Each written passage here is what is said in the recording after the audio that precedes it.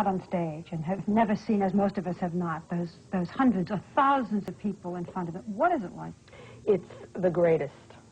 It's there's nothing like it in the whole world. It's if you're doing well, if you're doing what you're supposed to do and it's right, they know it, and they give you back so much affection and love. And it's sort of like it's reciprocal, and it goes on. It can go on for 2 and 3 hours. It's the most marvelous feeling.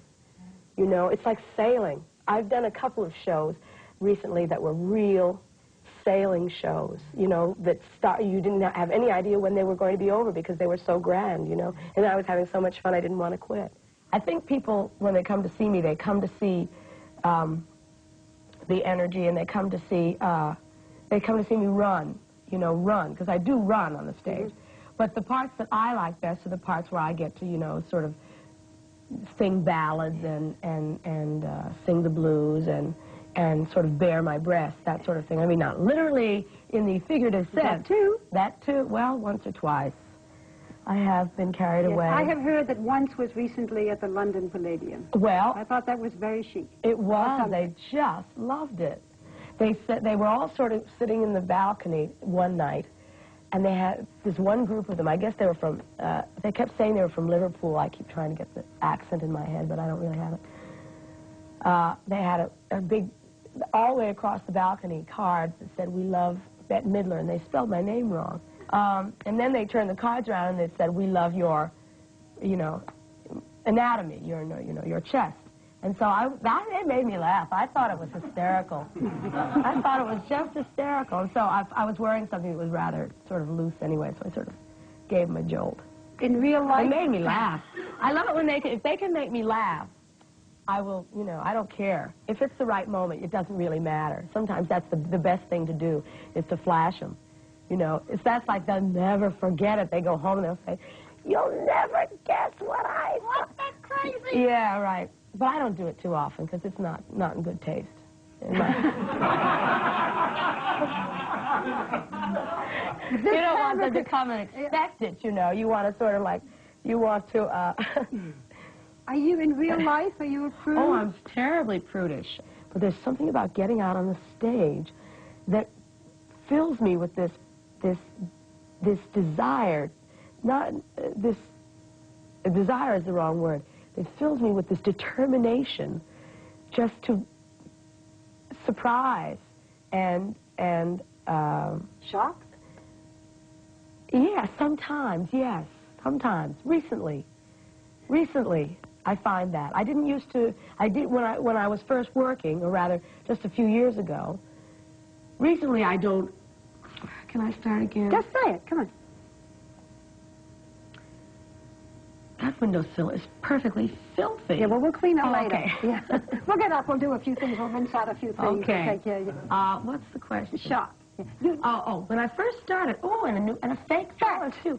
Oh, I'm not sorry. on my time. I'm just realizing what's going on.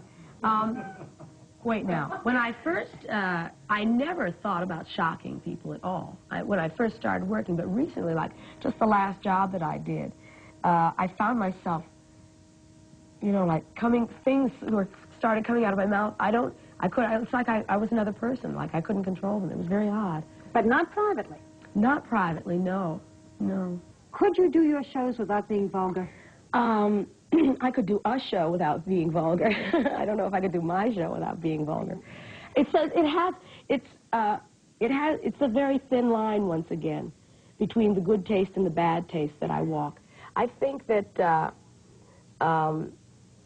I think I do what I do very well because I have a real inbred innocence about what it is that I do, about my own particular vulgarity, and I I have a good sense of humor about lowbrow comedy and towards it, and I think that the vulgarity really is sort of part of it. First of all, because I'm a woman.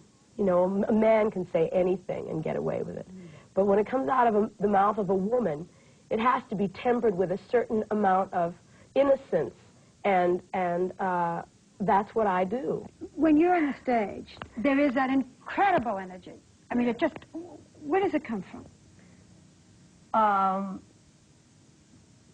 Well, my family's that way. It's a high metabolism. It's chemical. Part of it is chemical, and the other part of it is just sheer desperation and need, need.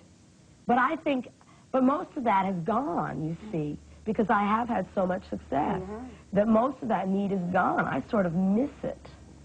It's the need to convince and to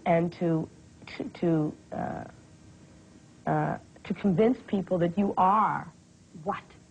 As great as they want you to be. Do you think you're great? I think some things I do great. I think some things I don't do so great. What do you do great? I think I'm very funny on the stage. I think I'm a scream. I've seen a lot of tape on myself, and I can be pretty funny. I mean, I have a very malleable face. I have a clown's face.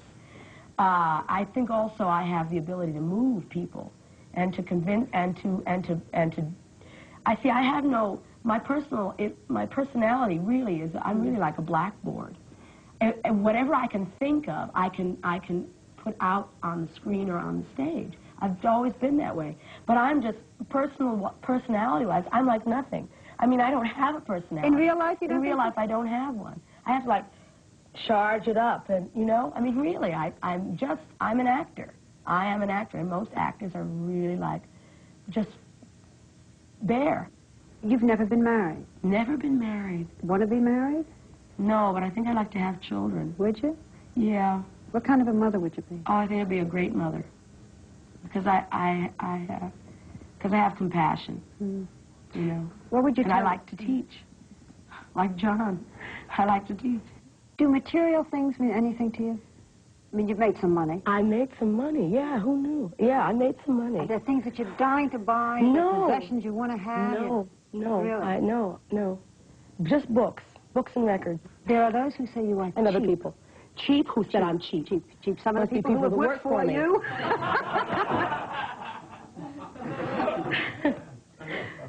Oh, we got that line straight. Are you cheap? Cheap, the worst. Why?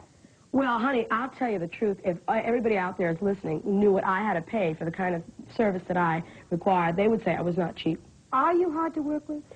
I'm hard to work with when when the picture that I have in my mind is not shared by the people that I'm working with. When the people I'm working with don't understand my vision or what I'm going for, that's when I get terribly frustrated, and I am a screamer. I am definitely a screamer. Definitely. But it's only when I'm just shoved up against the wall that I start to scream. But I do it because I'm frustrated and not out of real malice or attitude. I'm not a prima donna. I am definitely not a prima donna. If I do say so myself. What do you like most about yourself? The fact that I'm not a prima donna. What do you like least about yourself? The fact that I'm not a prima donna. The fact that I can't learn to be a prima donna. Damn it. When you fantasize now, though, I mean, if you think of the future, what do you say? I don't fantasize. You don't, I don't fantasize. This is as far as the fantasy got me. This was the fantasy. This was the fantasy. I'll make the movie, I'll be on the stage, now what? Now what? That was the fantasy. Now I gotta go find another fantasy. Is the best yet to come, or have you been there already? I think this is it. Do you really? I do, but I don't think it's bad. At 34, you think that this is it? Well, yeah. You're not going to get higher. It's not going to get better. Is there any more? Yeah. What else is there? What else would I want to do? What are you going to do from 34 to 90? I have no idea. You mean I have to go on? You catch me at a very peculiar point in my life, because everything thus far has been leading up to this moment, and here I am. I know it. I know we have. I mean, I knew when we came to do the interview that this was a very particular time with everything that's been the best and with some of the things that have been the worst. And we really have gotten, if we wanted to be corny, at the crossroads. Really, at the crossroads. And we don't know which way you're going to... She's standing right in the middle. She's not moving an inch.